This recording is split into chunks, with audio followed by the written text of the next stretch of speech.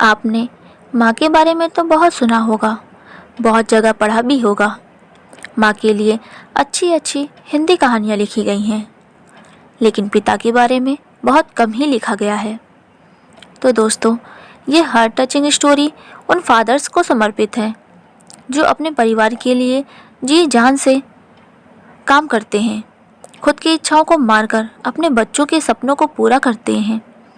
यह स्टोरी शुरू होती है जब मैं घर से गुस्से में बड़बड़ाते हुए निकल आया था।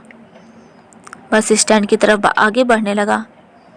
मैं मन ही मन बड़बड़ा रहा था, पता नहीं कितने पैसे छुपा रखे हैं, लेकिन मेरे लिए एक बाइक नहीं ले सकते। अब मैं यहाँ से चला जाऊँगा और तब तक वापस नहीं आऊँगा जब तक मैं खुद के पैसों से बाइक नहीं खरीद लेता। इतना सोच ही रहा था, तभी मेरे पैर में मुझे कुछ चुभने का एहसास हुआ। नीचे देखा तो समझ आया कि जल्दबाजी में पापा के जूते पहनाया हूँ।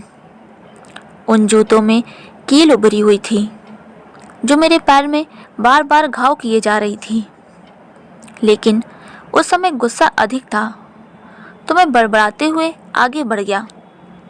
एकाएक मुझे याद आया कि मैं पापा का पर्स भी साथ ले आया हूँ।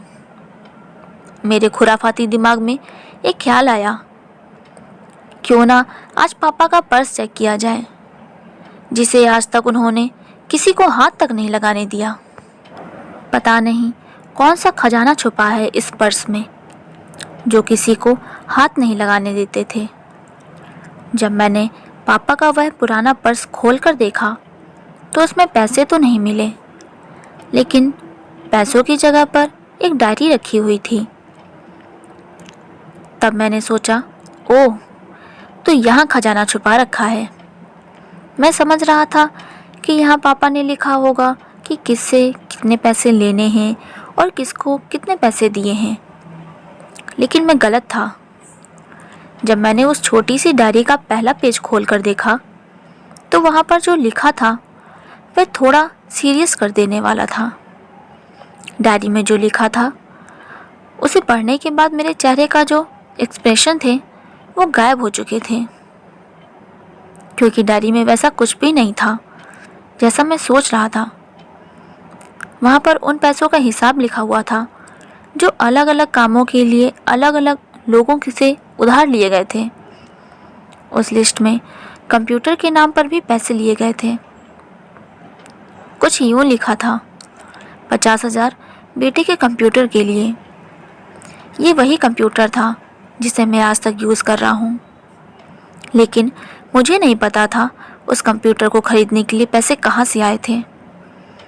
लेकिन आज पता चल रहा था मुझे। आज भी याद है, जब मैंने पहली बार कैमरे के लिए ज़िद की थी तो मेरे पापा ने मुझे 2 हफ्ते बाद मेरे बर्थडे पर लाकर दिया था, जिसे देखकर मैं बहुत खुश हुआ था। और मुझे खुश देखकर उससे कहीं ज़्यादा अगर कोई खुश था तो वे थे मेरे पापा। अब मेरे चेहरे से गुस्सा एकदम गायब हो चुका था। जब मैंने आगे का पन्ना पलटा तो वहाँ पर कुछ विशेष लिखी हुई थी। पहली विश, जिसमें जो लिखा था, अच्छे जूते पहनना। ये बात मेरी कुछ समझ नहीं आई। तभी मेरा पाँव अचानक सड़क पर भरे हुए पानी पर जा पड़ा और तभी मेरे पाँव में कुछ गीलीपन का एहसास होने लगा। जब मैंने जूता उतार कर देखा तो उसका तला टूटा हुआ था। यह देखकर मुझे डायरी में लिखी बात याद आ गई कि कैसे माँ जब कहा करती थी पापा से, अब तो जूते पुराने हो गए, नए ले लीजिए, तो पापा अक्सर ये कहकर टाल दिया करते, जूते अभी और चलेंगे, अभी कुछ दिन पहले ही तो लिए थे। मुझे आज समझ आ रहा था कि कितने दिन और चलेंगे। साथ ही साथ यह भी समझ आ रहा था कि पापा पर्स को क्यों छुपा कर रखते थे। तभी उस डायरी को पढ़ते हुए बस स्टैंड पर पड़ी बेंच पर आकर बैठ गया। अब उस डायरी का आखिरी पन्ना बचा हुआ था। उस पन्ने को जब मैंने पलट कर देखा तो वहाँ कल की डेट लिखी हुई थी। तारीख के नीचे लिखा हुआ था 50,000 रुपये बाइक के लिए। बस इतना पढ़ा और दिमाग सन्न रह गया।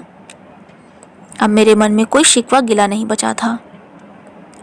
बस मेरी आंखों से आंसू चल रहे थे। मुझे आज तक नहीं पता तब मैं क्यों रोए जा रहा था। मैं जल्दी से घर की तरफ भागा, लेकिन जूतों की वह कील पाँव में अब तक घाव बनाने में कामयाब हो चुकी थी। मैंने जूतों को रास्ते में ही निकाल कर फेंक दिया और भागते लड़खड़ाते हुए घर जा पहुंचा। लेकिन पापा घर पर नहीं थे। मैं समझ गया वे कहाँ थे। मैं सीधा पास वाली बाइक एजेंसी की तरफ भागा। पता नहीं आज कहाँ से इतनी ताकत आ गई थी कि मैं भागते हुए थक नहीं रहा था, और वह भी बिना जूतों के नंगे पैर। जैसे तैसे मैं बाइक एजेंसी पर पहुंचा। पापा वहीं थे। मैंने पापा को दौड़कर गले लगा लिया और मेरी आंखों से आंसू रुकने का नाम ही नहीं ले रहे थे।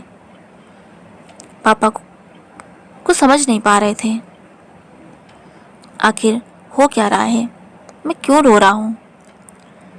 मैंने पापा से कहा, पापा मुझे मोटरसाइकिल नहीं चाहिए, आप अपने लिए जूते ले लीजिए। अब आज से मैं जो भी करूँगा अपनी मेहनत और अपने बलबूते पर पढ़कर करूँगा। दोस्तों, बस इतनी सी थी ये कहानी। मैं आज आपसे कहना चाहूँगा कि ठीक ऐसे ही होते हैं हमारे पिता। हम अक्सर जो देखते हैं कि हम अपनी माँ से हर बात शेयर करते हैं, और माँ भी इसके बदले में हमें बहुत प्यार देती है। लेकिन एक शख्स ऐसा भी होता है जो हमें छुपकर प्यार करता है। वो होते हैं हमारे पिता। ये परिवार में एकमात्र ऐसा व्यक्ति होता है जो अपने बच्चों से उन्हें बिना जताए छिपकर प्यार करता है। खुद की इच्छाओं को मारकर बच्चों के लिए सपने देखता है और उनकी खुशी में ही खुश हो जाता है। मुझे नहीं पता कि आप अपने पेरेंट्स की इज़्ज़त करते हो या नहीं, लेकिन अगर आपके पास पेरेंट्स हैं तो आप बहुत खुश नसीब हो, क्योंकि इस दुनिया में बहुत से लोगों को तो पेरेंट्स का प्यार भी नसीब नहीं होता। अंत में मैं बस यही कहना चाहूँगा कि माँ बाप की भावनाओं का सम्मान करें। कहानी अच्छी लगी हो तो वीडियो को लाइक ज़रूर करें और चैनल को सब्सक्राइब करें। धन्यवाद।